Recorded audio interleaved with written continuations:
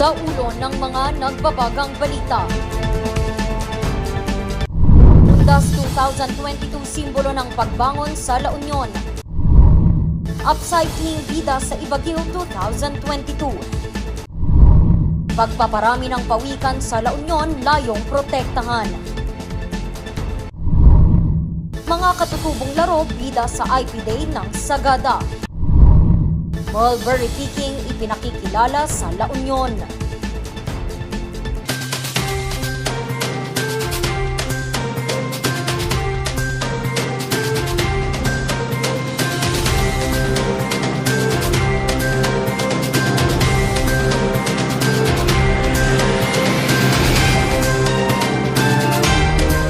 Live from the studio of RNG Luzon, this is Luzon Headlines.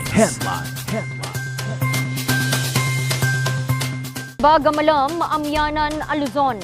Narito na ang mga bago at may init na mga balita. Masayang inalala ng mga taga-La Union ang kanilang mga yumaong mahal sa buhay. Naging simbolo ang Undas 2022 ng kanilang pagbangon. Narito ang kwento. Tuwing araw ng mga patay, si Jomar, alas 6 pa lamang ng umaga nakapwesto na sa Damortis Cemetery sa Rosario, La Union para magbenta ng ice cream.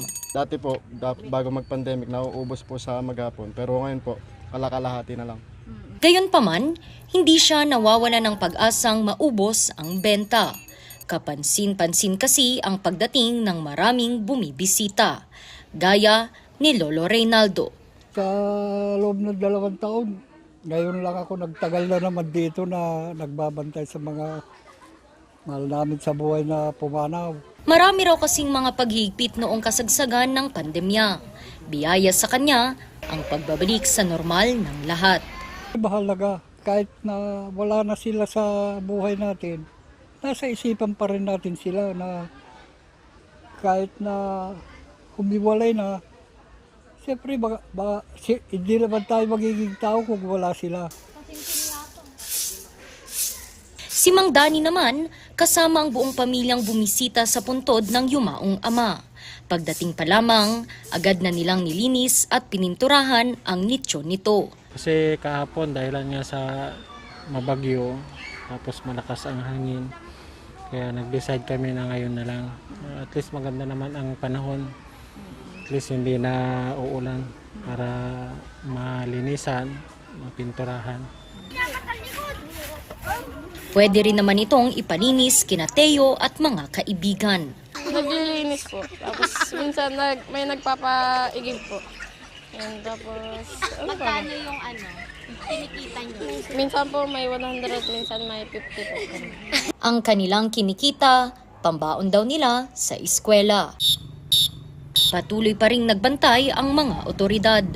Kahit may nga maayos iti dating Ondas, dati barangay Midamortis, huminita mi years nga awan ti ko sa idi. Ano yung mga chine-check nating bawal? Yung mga lasing dapat pauwin. Yung bawal magdala ng mga patalim. Yun. Bawal mga sugal-arak nga. Bawal pa rin sugal. Tulad ng Damortis Cemetery, ganito rin ang naging eksena sa mga sementeryo sa buong probinsya. Pero sa Cabas Cemetery, pagsapit ng alas 5 ng hapon, ang ilang bata at maging matatanda, nagpatalbugan suot ang kani-kanilang mga Halloween costumes. Masaya kasi syempre kahit papano yung anak ko makaka-experience na wala sa di oras na At saka at least ma-expose siya sa madaming tao na hindi siya mahihiya. Masaya naman po. Masaya. Oo. Patunay lamang ang Undas ngayong taon sa tuloy-tuloy na pagbangon mula sa hirap na dala ng pandemya. Iba't iba man ang paraan ng ating pagdiriwang ng pista ng mga patay, naway hindi lang ngayong araw, kundi araw-araw nating alalahanin ang mga mahal sa buhay na yumao. Mula dito sa Cabala Union, Randy Guzman para sa Luzon Headlines. Dinaluhan ng mga international leaders ang ika-8 Asia-Pacific Smoke-Free Meeting. Ang tema ngayong taon, pag-usapan ang tungkol sa paninigarilyo. May kwento si Sofia Pagaduan.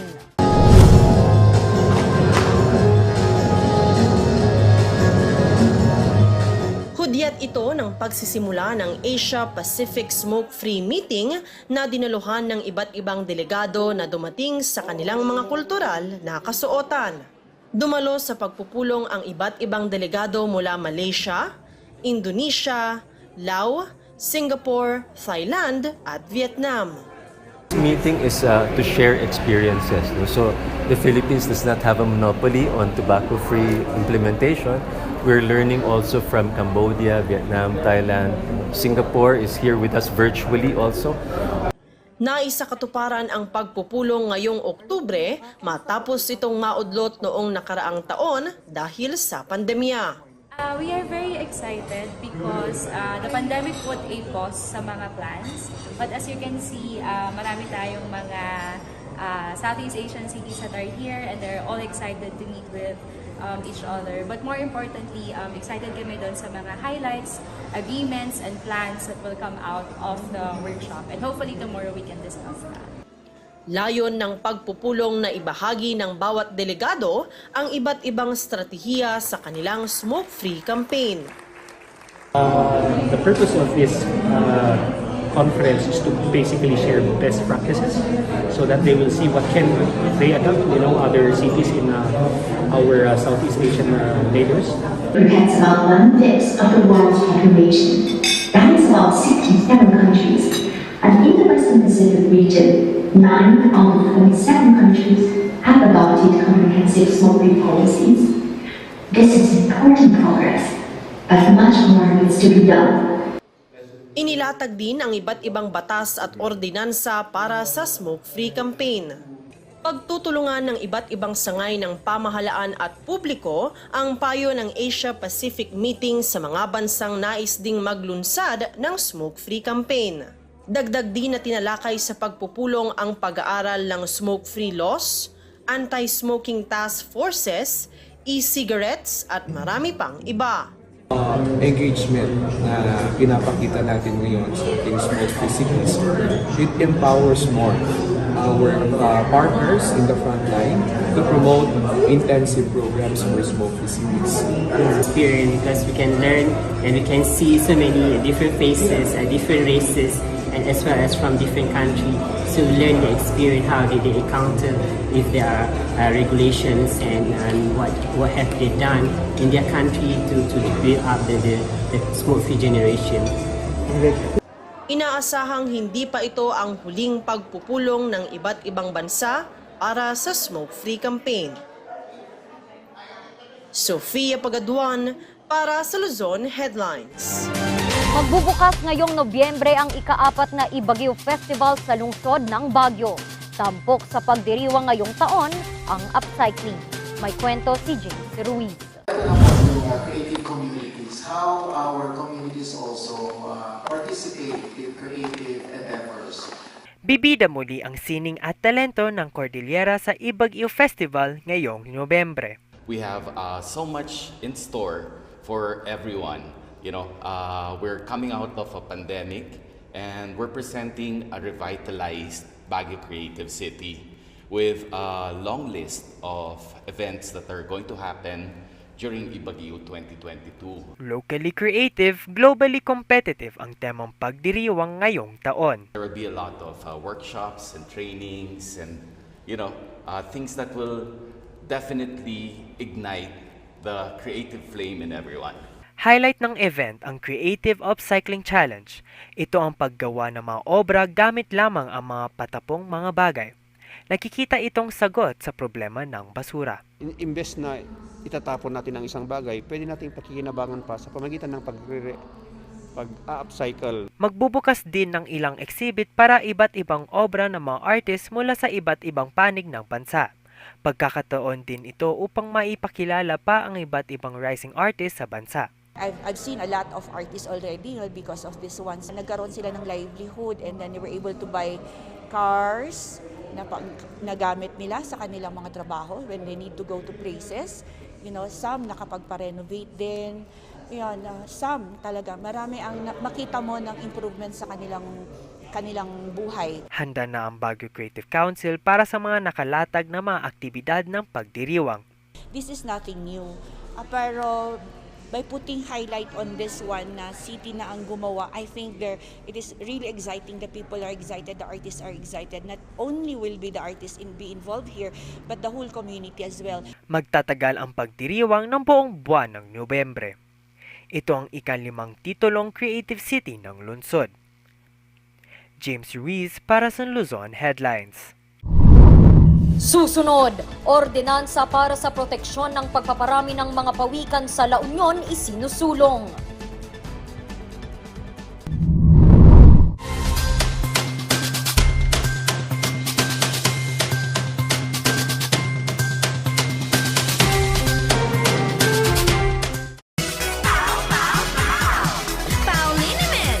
Masakit ba ang likod, ang kasu-kasuan? Namimitig o masakit ang iyong kalamnan? May rayuma, arthritis o nahihilo? May stiff neck, flatulence o masakit ang ulo? Sa Pauliniment, ginhaway, garantisado. Pauliniment, isang pahid ka lang. Dahil walang out sa Pau! Para sa mga nag-aalaga ng mga hayop tulad ng kambing, baka, kalabaw, manok, bibe, pato at iba pa, ang King's Vita Plus Animal Feed Supplement maraming maibibigay na benepisyo tulad ng pampalakas ng buto, pampabigat ng timbang, pampadami ng gatas ng kambing at baka, mabilis na paglaki, proteksyon mula sa mga sakit, maiiwasan ang dehydration, energy booster, pampagana sa pagkain dahil puno ito sa vitamina at minerales, electrolytes, calcium at D3, amino acid at enzyme, omega-3 at probiotics. Sa paggamit, i-mix lang ang 1 kutsara sa 1 galon ng tubig o 1 kutsara sa 3 kilo ng feeds at ibigay ito araw-araw. Huwag mag-alala dahil wala itong overdose. King's Vita Plus Animal Feed Supplement mabibili sa mga Agrivet stores.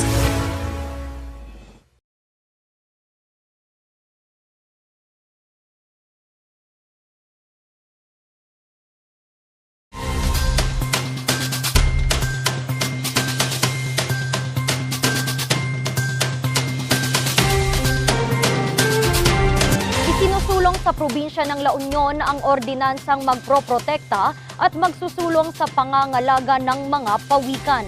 May kwento si Sofia Pagaduan. Sikat ang probinsya ng La Union pagdating sa magaganda nitong dagat. Isa sa mga dinadagsa lalo na tuwing buwan ng Oktubre at Nobyembre ang dagat ng San Juan, La Union na itinuturing na surfing capital of the North. Sa mga buwang ito kasi ipinagdiriwang ang surf break. Pero hindi lang mga turista ang bumibisita rito sa mga panahong ito. Pagsapit kasi ng dilim, mga pawikan naman ang dumarayo sa dalampasigan.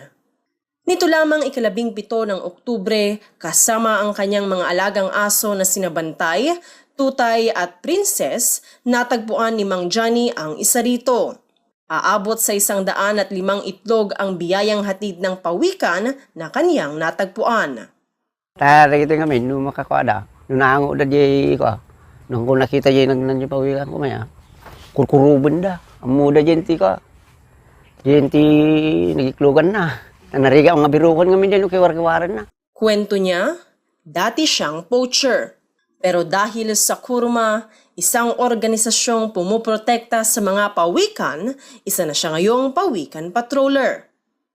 So, to protect the sea turtles kasi, we need to protect their habitat, which is the ocean. So, if you think about it, napakalaki niyan. Ang sea turtles kasi, ang tawag sa kanila is a keystone species.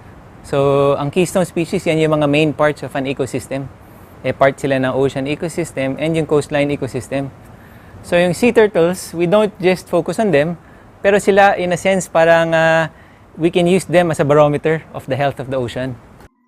Ngayon, 20 piso na ang natatanggap ni Mang Johnny sa isang itlog. Sa bawat nest na kanyang natatanggap, kanya itong ibinibigay sa Kurma o Coastal Underwater Resource Management Action. Maragagsakan na mo tayo, pati na ito pamutin na. Ayaw mo, napintas tanda nakita tayo, wala mo ta. Ito yung asap. Tanda man, gatang teti ko tayo. Marami kami pang merinda tayo. Marami ta. At para mas maisulong pa ang pagprotekta sa mga pawikan, nakikipag-ugnayan ang kurma sa lokal na pamahalaan. Ang main challenge naman ngayon, since naging tourist area bigla yung La Union, specifically dito sa San Juan, dito nag-start yung tourist boom eh. Yung tourism na nangyari dito is more of a party place. So medyo maingay. Pero ngayon, what happens is from 10 p.m. onward, yung mga parties, these are all inland na. So within the premises na of yung mga establishments, hindi na siya sa beach. Kasi yung pawikans, most of their activities in the coastline, usually sa gabi ito nangyayari. Isang komprehensibong ordinansa rin para sa mga pawikan sa lahat ng mga coastal areas sa probinsya ang nais nilang makamit. Binalangkas ito noong ika-22 ng Oktubre ng mga kinatawan ng DENR, Environment and Natural Resources Office, BFAR at Kurma. The last thing I want to leave with you guys is what ang tinatawag namin pawikan mentality. So this is tulungan. Ang sea turtle kasi pag nag-emerge siya, hihintayin niya yung mga kapatid niya. And then when they're all ready, saka sila aakyat. But through helping each other, na-achieve nila yun at lahat sila nakakalabas. So in that same way, pag tayo, nagtulungan tayo for a common goal, we can achieve great things. Sunod-sunod din ang coastal cleanup drives at releasing drives ng Kurma kung saan libreng lumahok ang sinumang may nais. Sofia Pagaduan para sa Luzon Headlines. Palakasan at determinasyon ang labanan sa pagbabalik ng patimpalak na last man standing sa Baguio City. May kwento si Leila Batyon.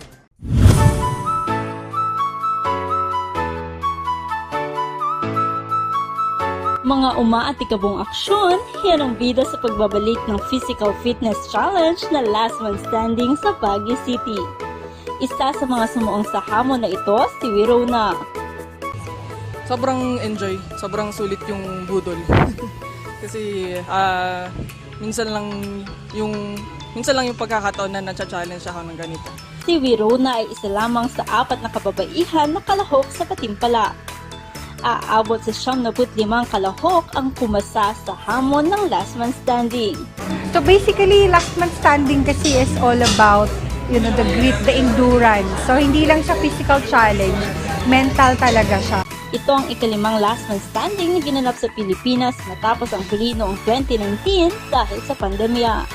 Sa pagbabalik ng patimpalak, mga umaatikabo at mas mahihirap na mga challenges ang nag-aantay sa mga kalahok.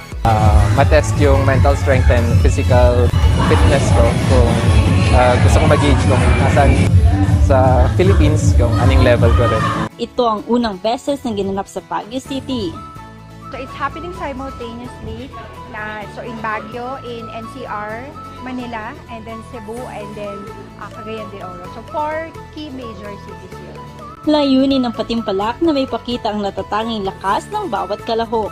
Showcasing the talent and the ability of our athletes, of our sports enthusiasts. So mapupush talaga yung limits mo and ma-exploit niya kung ano yung pinaka-weak na movement mo.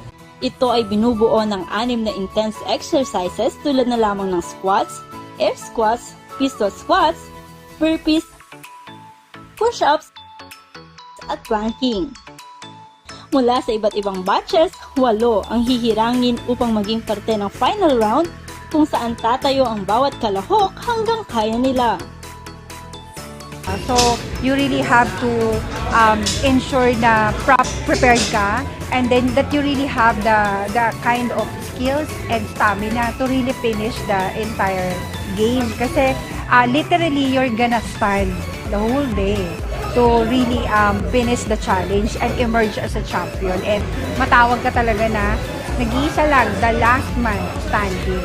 Mula sa 75 kalahok mula sa Baguio City, hahatiin ang mga ito sa 8 batch at bawat batch ay susuong sa iba't ibang hamon hanggang sa isang kalahok ang maiwan at bubuo ng Team Baguio na lalaban sa final round. Magsasalpukan ang mga finalists mula Manila, Cebu, Baguio at Cagayan de Oro para sa final round sa ika-13 ng Nobyembre. Masusukat dito ang tibay at lakas ng loob ng bawat kalahok at kung sino ang hihiranging last man standing. 5,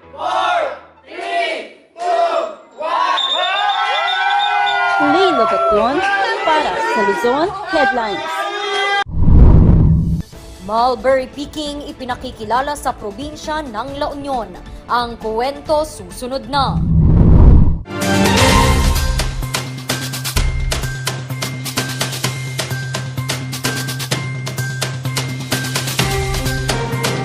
Hear the music of the heart. Let our music take you there. The star will take you everywhere, bringing music closer to your heart. The star will take you there. Sa milk tea ng batang 90s, taratati lang itry. Ang batang 90s milk tea, di ka magsisisi, promise. Sa milk tea ng batang 90s.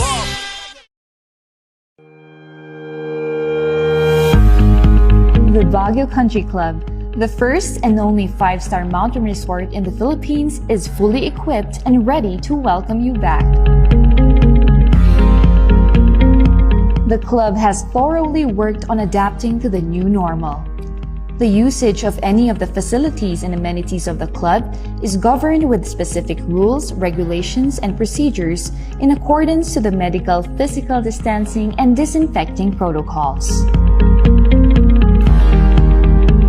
And as you return back here to your second home and make new memories with us, we assure you that at the Baguio Country Club, you do not have to worry because we can assure you that the club continuously puts great importance to the health, safety, and wellness of its members, guests, and employees.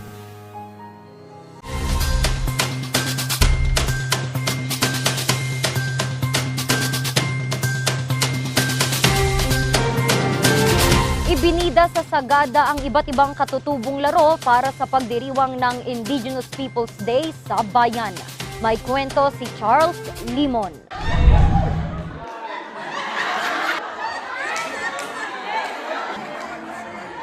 Tila nagbalik sa pagkabata ang ilang matatanda sa bayan ng Sagada. Sila kasi ang bida sa kauna-unahang Indigenous Games ng Indigenous Peoples Day sa bayan ng Sagada. Parang unti-unti ang parang gumagawa lang. Pero kaya iisip pa rin natin yung mga indigenous games ng mga lalong-lalo sa mga bata para at least continue sana yung paglalaro nila. Ang bayan ng Sagada ay tirahan ng higit 12,000 na katutubong apply.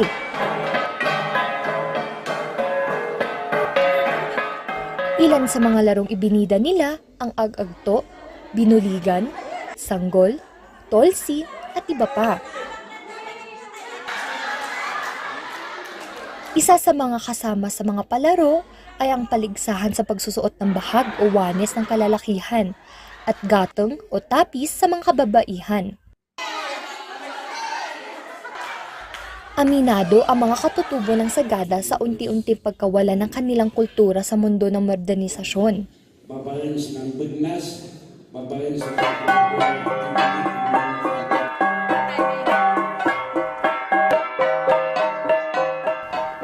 We cannot deny that some culture are being weakened because of the entry of the different institutions.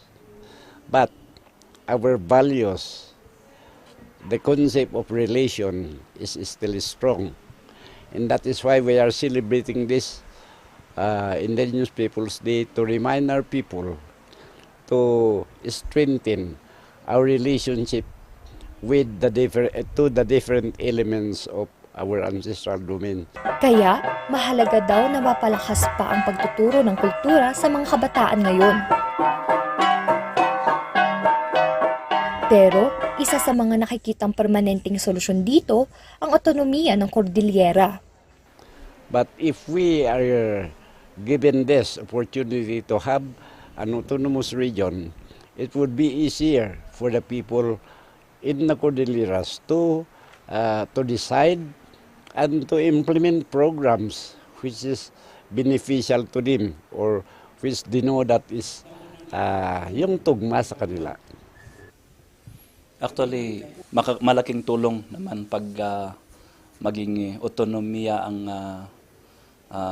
Montañosa para at least sila na ang magmamanage sa kanilang mga gaya ng mga ari-ari nila on how to manage their batangan system sa mga ibang environments. Kasama sa pagdiriwang ng IP Day, ang mga kasayaw at ritual ng Sagada. Buong bayan ang nanood para sa pagpapakita ng mayamang kultura ng bayan. Isa sa mga nakinood dito ang ilang turista. Yeah, it was the first time I saw something like that. The music, the dance of the people, it was nice, impressive. We are here just for one day, overnight, and then we are going to Baguio. Matapos ang pagdiriwang, nagkaisa ang bayan sa isang salo-salo.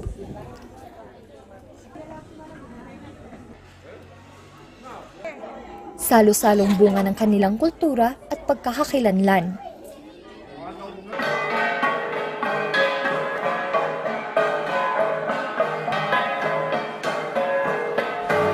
Sa patuloy na paglago ng agriturismo sa probinsya ng La Union, isang bagong aktibidad ang ipinakikilala. Tunghayan natin yan sa kwento ni Sofia Pagaduan. Kilala ang La Union pagdating sa agriturismo, partikular na sa grape picking.